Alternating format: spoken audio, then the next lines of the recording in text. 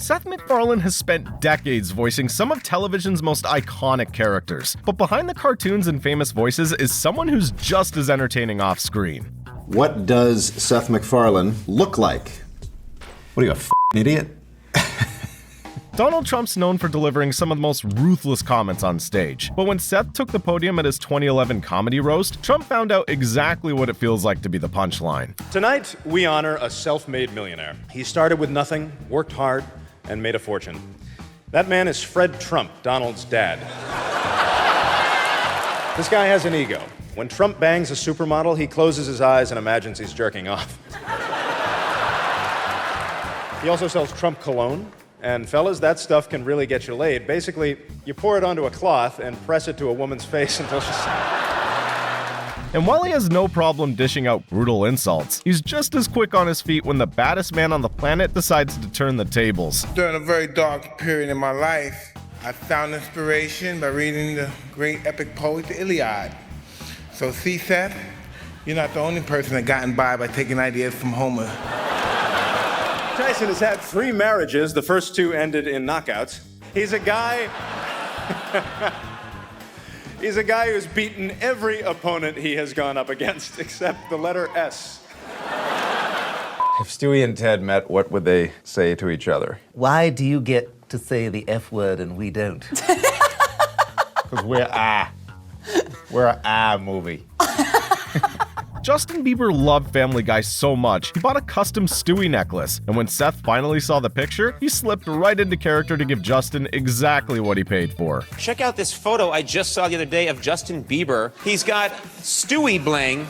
Let me tell you, I've never been more flattered in my life. Can you buy come that? out to Hollywood, you try to make it in the cartoon pictures, and this happens, and you say to yourself, my God, I'm there. Yeah, I'm there. My only fear is that I'll catch Bieber fever, which would be so good. I looked up Bieber fever online, and apparently it's a colloquial term for dysentery. Everyone dreams of the day we finally get flying cars, but Seth views the idea completely differently. Do you think we'll ever have flying cars? They say it's coming. Really? Yes. You think you've seen how people drive? They're going to give somebody something they can plow into the side of a building? You think anyone is ever going to prove that? First one, Peter Griffin. His New Year's resolution? His New Year's resolution. I'm going to start by shoplifting from Wetzel's Pretzels. How about Stewie Griffin? Starting today, no more diaper. No more diaper. I'm going to hold it. So maybe 2025. He almost did it. He almost got there. How about Quagmire? I'm going to get unbanned from Hinge. All right. How about Roger from American Dad? I'm going to join a gym so I can do something about these man boobs. Liam Neeson's phone threat is the greatest action line in cinema, but Seth MacFarlane reenacting the moment as Kermit the Frog is something nobody could have prepared for. So Liam Neeson's in A Million Ways to Die in the West. So did you ever do your Taken? Gotta do it. Our version on Family Guy was Kermit the Frog doing Taken. I'm not going to be able to remember the speech. I don't have any money.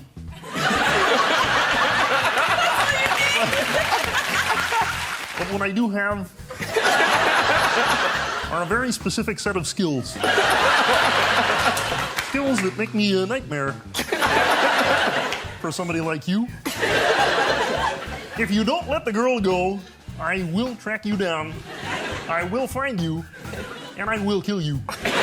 Before the movie Ted was ever greenlit, Seth had a few other bizarre concepts in mind, but watching him pitch these rejected ideas makes it completely obvious why the studio settled on a talking bear. Here are some of the ideas that the studios rejected.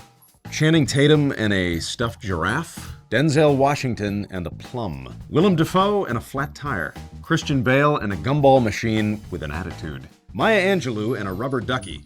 I'm really pissed off at you, Maya. Bob Marley and a floppy disk. I know exactly what I was thinking here. Kelsey Grammer and a bowl of shredded coconut.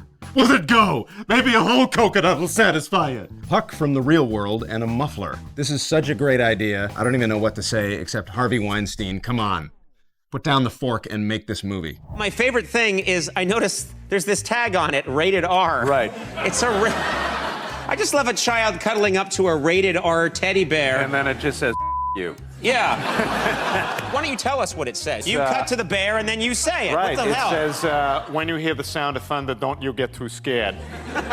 Just grab your thunder buddy and say these magic words. You thunder, you can't get me. Why are you afraid to swear? Because this is... I'm trying to save the mother... Olu does your bleeping. Before we get to the next clip, I'm curious to know, where in the world are you watching this from? Let me know in the comments. All right, let's get back to it. Yeah, I give me a frappuccino. I get a frappuccino and a bagel with cream cheese. And I'd also like, if you could give me a Josh Groban CD. Gregory Peck built his career on playing some of the most serious roles in history. So naturally, Seth decided to take his voice and trap it inside a transformer. I'm a robot that turns into a truck. Look, I'll do it right now. Look, now I'm a robot. Yeah, you don't have to make the noise. I've been practicing the noise in the shower.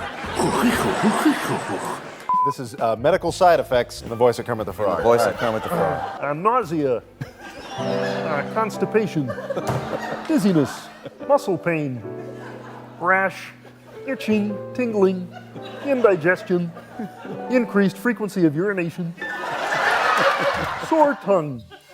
Getting a comedy legend like Norm Macdonald to voice a literal blob sounds impossible. But when Jimmy Fallon asked Seth how he pulled it off, the answer was hilariously simple. This character is voiced by Norm Macdonald. Yeah, that's Yaphet. And that is he's just a blob. He's a blob. Yeah, and how did you get Norm to do it? I love Norm Macdonald. I asked him, do you want to be a blob? And he said, yeah, sure, I'll be a blob, sure, why not? Yeah, sure, I'll be a blob. That's how it happened. Most celebrities treat the Oscars like a sacred event, but Seth has no filter. And during his time on stage, he reminded everyone why normal rules don't apply to him. A lot of beautiful women here tonight. A lot of beautiful women. And for those of you who gave themselves the flu 2 weeks ago to get there, paid off. And how great was Jessica Chastain in Zero Dark 30, playing a woman who spends almost 12 years tracking Osama bin Laden. The film was a triumph and also a celebration of every woman's innate ability to never, ever let anything go. How about Ben Affleck, Argo? First time I saw him with all that dark facial hair, I thought, my God, the Kardashians have finally made the jump to film. At age 9, Quvenzhané Wallis is the youngest Best Actress nominee ever.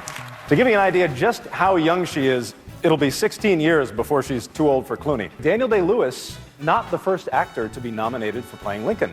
Raymond Massey portrayed him in 1940's Abe Lincoln in Illinois. I would argue, however, that the actor who really got inside Lincoln's head was John Wilkes Booth. Seth treats normal interviews like a sit-down special, and honestly, his improv never misses. But I feel very proud of the fact that I can understand you. Not everybody can. Well, pride is a sin, my friend. What's your question? What is your age? 1. Wouldn't that... Sorry, 1 3/4. Wouldn't that technically make you prepubescent? My friend, I have had boners that will knock your socks off. I find myself to get sort of a linguistic erection at times. Really? It's the idea of words and what they can do and what you can do with words and what words can do to each other. I don't know why his name is Clinch. He's not his... He originates from Ireland, so his real name was probably Trevor McBraid. That is so good. He's a brilliant man. Thanks for watching.